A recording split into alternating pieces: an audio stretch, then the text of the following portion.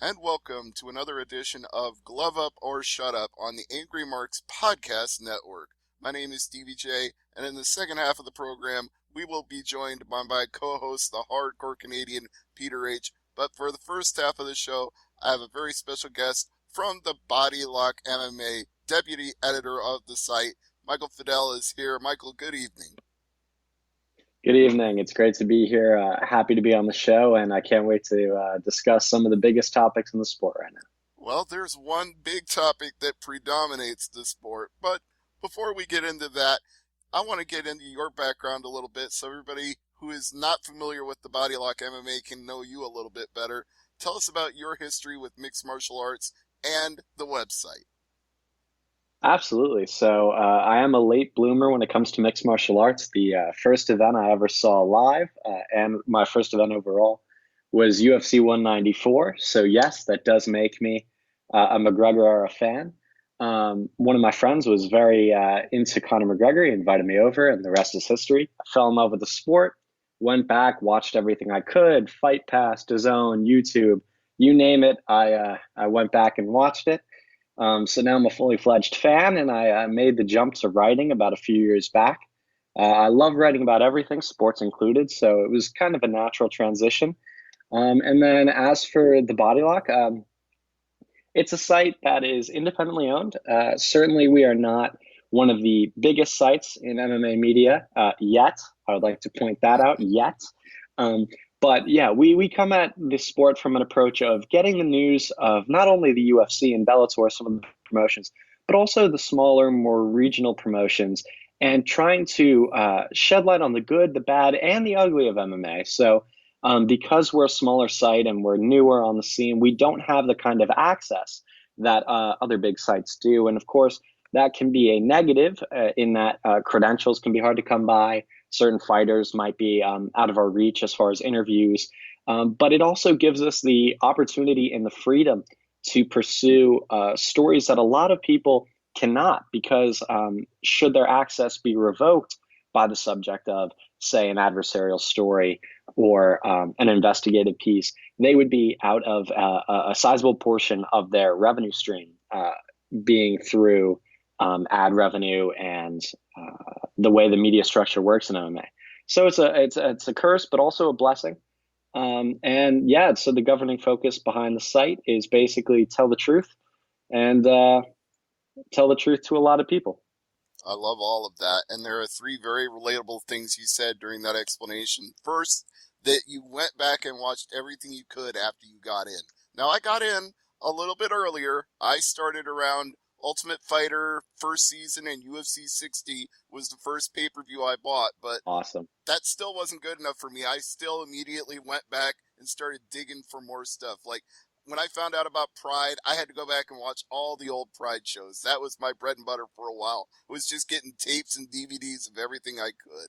And second, Oh yeah. when you said that being a smaller site has advantages and disadvantages, well, I may work for a bigger outlet now at MMA Mania, but for a long time, as the managing editor and owner of AngryMarks.com, I knew that challenge all too well. The only events that I could get credentialed for as Angry Marks were, ironically enough, what I cover now, Bellator MMA and Strikeforce, which is where Right. Scott Coker came from. So I feel like, in a way, I came full circle. I joined a big affiliate, but I'm doing the same thing I was doing before then.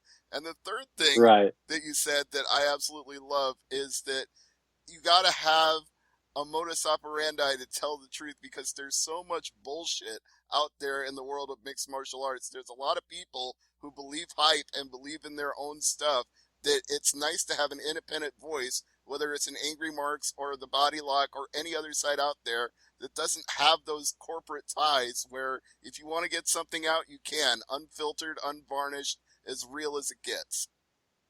Yeah, it's definitely a freeing feeling, and yeah, it's very interesting to see that full circle on your end of the career spectrum of Bellator and Strikeforce to Bellator now. But isn't that crazy? Like covering a smaller or perhaps not the biggest organization, and you're seeing the stars firsthand. You're seeing the stars before everyone else does. Yeah, I loved that about covering Bellator back in the day. It was like before Eddie Alvarez went to UFC, I saw the Right, rise of Eddie Alvarez in all those Bellator shows and what he became for that right. promotion. So that's the fun of it when you get in at the ground level. You get to see these people rise up and become the big future stars of MMA. Oh, absolutely. Now, I did mention that there was one big story, and we both know what that is right now. It's the way coronavirus has changed the MMA landscape. We've got events canceled all across the board, fighters who are either for or against the idea of not fighting right now, promoters who are jumping through hoops trying to get things to happen. Maybe they should, maybe they shouldn't. But let me get your opinion on all of this, starting with how it's affected you personally in your work with all these events no longer taking place? Absolutely. So, first things first, I'm a first year student at Vanderbilt University in Nashville, Tennessee. So, the university was pretty proactive. Early mid March, they basically said, we're moving all of our classes online. And then I believe a day or two after that initial move to online courses, the school said essentially, yeah, this is a serious issue. And we are going to be moving classes online for the remainder of the semester, not just for a prolonged several week period. And essentially, they said your move out date, your final move out date is the 15th of March. Please, if you have the means or if you are able to do so logistically, we'd like you out by then. If not, obviously, if you had extenuating circumstances, there would be aid packages or logistical help. But essentially, they moved everyone out very early. Now I'm taking classes online, which is terrific. I also am back home, so I gained an extra hour. So all of my assignments are now due at 1 in the morning and not midnight, which is terrific. But from an MMA perspective, it's freed me up to be able to write a lot, which normally would be terrific. But with the pandemic and in full swing, there's no events to write about. So it's really forced me, as both an individual, a writer, and also an editor of a site, a deputy editor, to kind of make unique and creative content decisions. Obviously, we're not pumping out the type of content that an MMA fighting, an MMA junkie, an MMA mania is, because obviously there's a lot of content there. But it's allowed us to switch our focus to certain things that we might otherwise not get to touch because of the full steam ahead approach of MMA. Of course, there's no off season. So if you have a project that doesn't fit neatly into a box, that might not be something that you get to touch during the majority of the time in MMA. However, now with a lot of downtime, we're able to explore a lot of those individual projects. But yes, of course, the biggest thing is without any events to cover, you're forced to get creative. Those are the very words my editor at MMA Media used in an email to all the staffers. He said, get creative, come up with new Right, content. Nothing is out of bounds. We need more fill in. Whatever you can think of, we'll use it. right. So for me, that involved going back and watching all of the fights between the entire quadrilogy, as they've referred to it. I believe that's a made up word, but if it exists in the Merriam Webster dictionary, somebody can let me know out there. But the quadrilogy of fights between Patricio Pitbull and Daniel Strauss, I was like, this is one Oh, of the most epic fight series of all time. When else am I going to have time to write about all four fights? yeah, you're a lucky man for that. Yeah, but it's like you said, it's also a challenge trying to figure out Right, what new things certainly. to write about and cover. And there's only so much to say about the coronavirus that hasn't already been said, except for when Dana White opens his mouth and says something, and then it becomes news again.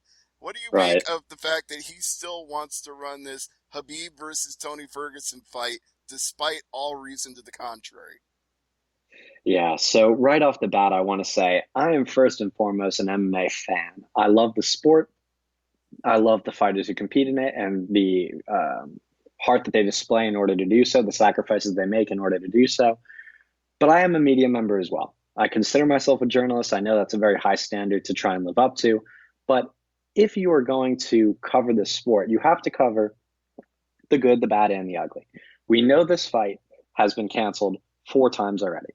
Nobody wants to see a fifth cancellation. Nobody wants that to happen. Least of all the media, who would be writing about it, generating ad revenue for the stories they produce.